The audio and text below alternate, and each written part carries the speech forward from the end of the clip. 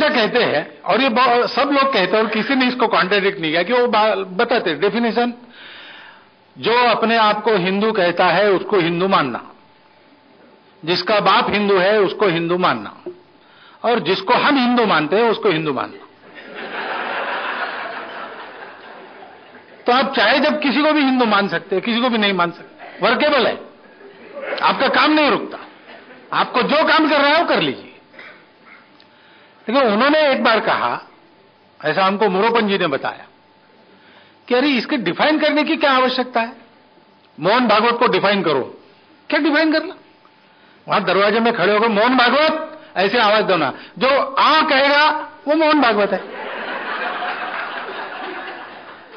तो आपको डिफाइन क्या करना, आप पुकारो, हिंदू करके पुकारो, जो उसको रिस्पॉन्ड करेंगे वो हिंदू है। इसी वर्केबल डेफिनेशन है, ये हमको आसान लगती है, किसी को और कोई डेफिनेशन आसान लगती होगी।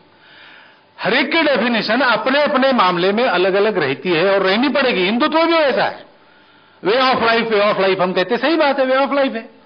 Hindu is not a religion.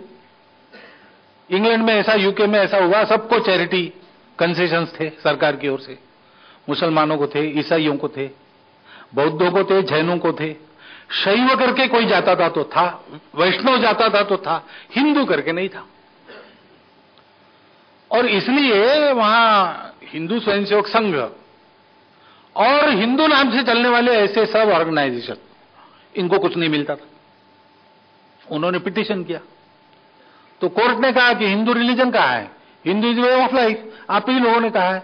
उन्होंने 4 उदाहरण दिए, तो हमारे लोगों ने आर्ग्यू किया कि नहीं, हिंदू रिलीजन भी है। हमारे संघ के लोग जो कहते कि हिंदू रिलीजन नहीं है, वे ऑफ लाइफ, उनको वहां कहना पड़ा। तो वहां आर्च बिशप ऑफ कैंटरबरी इन सब बातों का निर्णय करते, क्योंकि ये शास्त्र के निर्णय है, वो सरकार नहीं करती है। कोई अमुक सिस्टम धर्म है कि नहीं, वो वहां का धर्म प्रमुख करेगा। तो बताया गया कि उनके साथ बात करो, डेट फिक्स हुआ।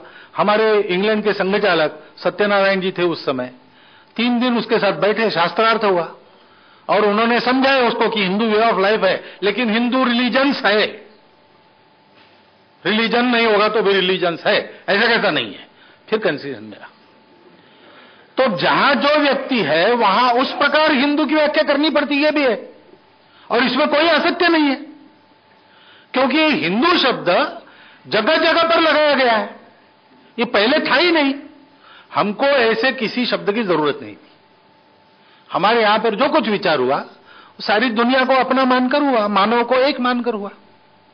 इसलिए मानवता का ही हमारा धर्मशास्त्र लिखा गया, तो हमने क्या कहा, मानव धर्मशास्त्र। न वेदों में हिंदू शब्द है, न महाभारत में है, न रामायण में है, बाद में आया कभी। तो हमको जरूरत ही नहीं थी, आया कहां से? तो सब कहते हैं ईसा पूर्व 13 शताब्दी की बात है। अब कालगणना के बारे में बड़े विवाद है, इसलिए वो कालगणना और वो समय वो जमता है कि नहीं मालूम, जमेगा, क्योंकि विवाद है तो जम भी सकता है। कहते हैं कि झरतुष्ट्र जब अलग हुए और थोड़ा सा कट्टरपंथी थे कि हमारा ही सही है, बाकी सबका गलत है। अपने यहाँ की मानवता की बात थी और इसलिए हमारा भी सही है, तुम्हारा तुम्हारी जगह सही है, तुम अपनी श्रद्धा पर चलो, मैं अपने श्रद्धा पर चलता हूं, लेकिन देखो मिलकर चलना है, आपस में झगड़ा नहीं करना। मेरी श्रद्धा का तुम आदर करो, तुम्हारी श्रद्धा का मैं करता हूं। और केवल आदर नहीं करता हूं, मैं भी ये मानता हूं कि तुमको तुम्हारे रास्ते से वही भगवान मिलेगा जो मेरे रास्ते से मुझे मिलता है। कथा है उपनिषद में ऐसी, नाम दिए उन्होंने, अमुक स्थान का अमुक व्यक्ति, अमुक स्थान का अमुक व्यक्ति, अमुक स्थान का अमुक व्यक्ति। एक व्यक्ति को मिलने गए कि वो आत्मा क्या है, उसकी वो ब्रह्म क्या है, उसका ज्ञान हमको करना है। हम ब्रह्म की उपासना कर रहे हैं, लेकिन आप उसके जानकार है, तो हम जिस ब्रह्म की उपासना कर रहे हैं वो सही है कि नहीं? तो फिर वो पूछता है कि आप किस ब्रह्म की उपासना करते हैं? तो कहता है कि हम वायु ब्रह्म की उपासना करते हैं। वो कहता हाँ, इसीलिए आपके यहाँ धन धान्य सब प्रकार की समृद्धि है, आप सब लोग स्वस्थ है, आपके कृषि में अन्न उपजता है, आपको लंबा और आयुष्य मिलेगा और आपको शांति भी प्राप्त होगी।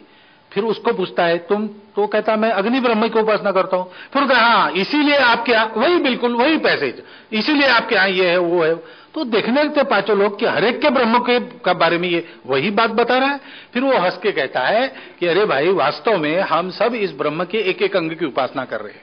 ये पूरा ब्रह्म, ये सब मिलाकर और कुछ है, और उस पूरे ब्रह्म की हम उपासना कर रहे हैं, ये मन में रखकर अपने अपने ब्रह्म की उपासना करो। अब ये हमारे यहां का विचार था। अब वो नहीं रास आया, हमारा ही सही है, तुम्हारा गलत है, इसलिए अलग हुए। तो ये लोग कौन है जो अलग हुए वो, और जिनसे अलग हुए वो लोग कौन है? नाम देने की उनको जरूरत पड़ी, क्योंकि थे तो यही के सिंधु के उस पार चले गए और ईरान में बस गए। तो वहां के मूल निवासियों ने पूछा कि आप लोग कौन है, आप भी तो उधर से आए। तो बोले नहीं, हम ऐसे ऐसे है, झरतुष्टि है, और ये लोग कौन है? तो ये सिंधु के उस पार के लोग हैं, यानी हिंदू है। ये नाम हमको पड़ा, ऐसा कहते हैं। आचार्य महाप्रज्ञ जी से मैं मिलने के लिए गया था, तो उन्होंने कहा कि हमारा धर्म अलग है, लेकिन समाज हमारा हिंदू है, संस्कृति हमारी हिंदू है, राष्ट्र हमारा हिंदू है। और ये बड़ा प्राचीन शब्द है। जैन साहित्य में घुमंतु लोगों के अर्थ में हमारे लोग सारी दुनिया में घूमते थे। पहला मानव यहीं पर उत्पन्न हुआ, यहीं से दुनिया में सारे जाकर देखकर आया, और आने के बाद वेदों में कहा कि ये हमारी भूमि श्रेष्ठ है, क्योंकि सारी भूमि देख ली थी। तो ये घूमने का स्वभाव जो है, उसको अभी भी मराठी में शब्द चलता है। उस समय की प्राकृत भाषा में हिंडन कहते थे, मराठी में हिंडने कहते, यानी घूमना। और इसलिए ये हिंदू का बच्चा ऐसा परिचय करा दिया। व्यापारी विदेश में पहुंचा तो वहां के लोगों ने कहा, ये कौन आया है? ये हिंदू का बच्चा आया है, ऐसा हिंदू शब्द आया।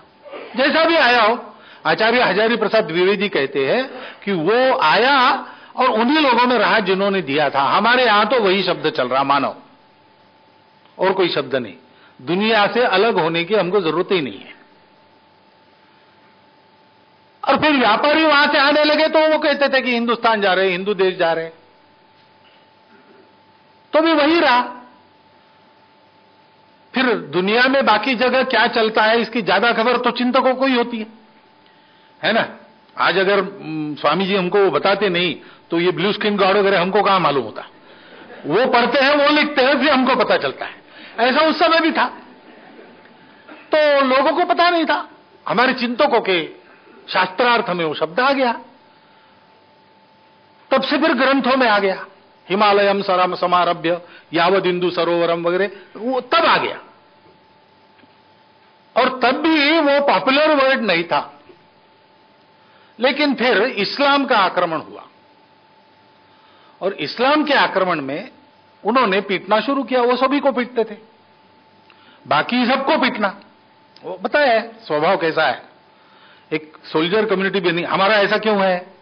हमारी सुजल सुफल मलयज शीतल भूमि अनुल्लंघ्य थी पुराने जमाने में। तीनों ओर से हिमालय, तीन ओर से सागर, और उत्तर पश्चिम पूर्व का शेष भाग हिमालय, हिंदू कुश, ये सब ने मिलकर, हिमालय की 2 बाहु है, वेदों में वर्णन है। हिमालय के 2 बाहु में सागर पर्यंत भूमि को आलिंगित करता हुआ ऐसा है। तो ये हमारा देश होने के नाते बहुत समृद्धि, परचक्र का बिल्कुल खतरा नहीं। और इसलिए कोई आ गए तो आओ भाई, तुम भी बैठो, तुम भी हमारे। सौभावना, शांति, अहिंसा, समृद्धि, ये सारा अपने यहां।